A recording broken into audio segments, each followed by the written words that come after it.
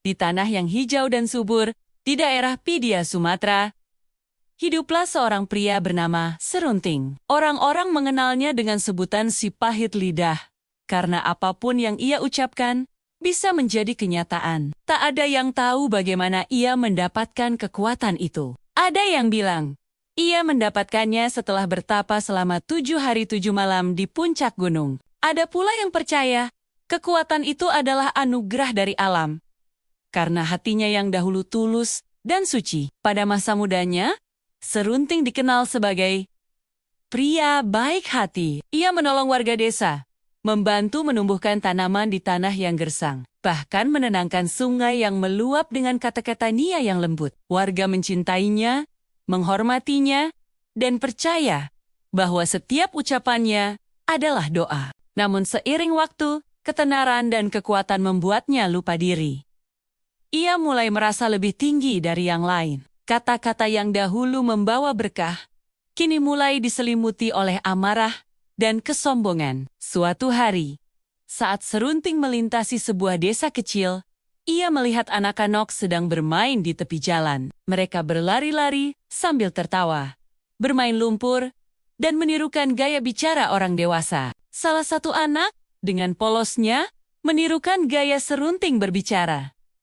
"Lihat aku si pahit lidah. Apapun yang kukatakan bisa jadi batu." Anak-anak lain tertawa keras, namun tawa itu menusuk hati Serunting. Ia merasa dihina. Wajahnya berubah tegang, matanya tajam menatap anak-anak itu. "Kalau begitu," katanya perlahan, "biarlah tawa kalian membeku selamanya." Dan dalam sekejap, angin berhenti berhembus, udara menjadi dingin, dan anak-anak itu berubah menjadi batu.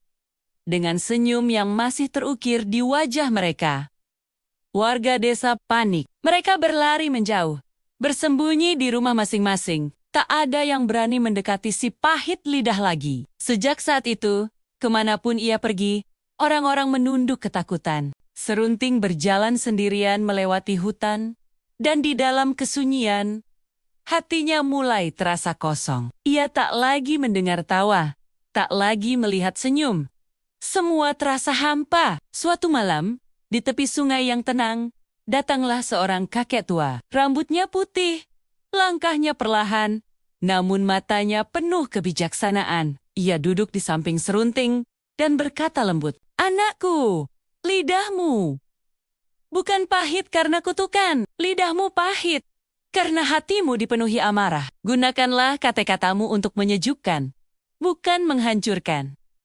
Serunting menatap air sungai yang memantulkan wajahnya sendiri. Air itu bergetar lembut, seolah menjawab hatinya yang gelisah. Ia sadar bahwa selama ini ia terlalu mudah menghakimi, terlalu cepat marah.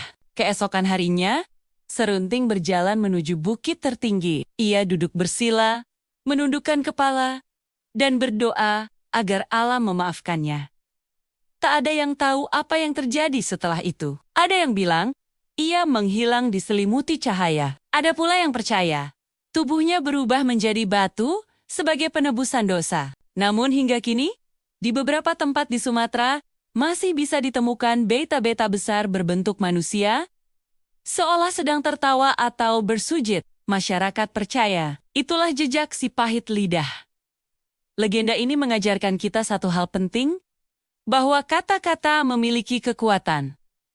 Kata bisa menjadi doa, bisa juga menjadi kutukan. Gunakanlah kata dengan hati yang bersih, karena setiap ucapan bisa meninggalkan jejak, baik di hati manusia maupun di dunia ini.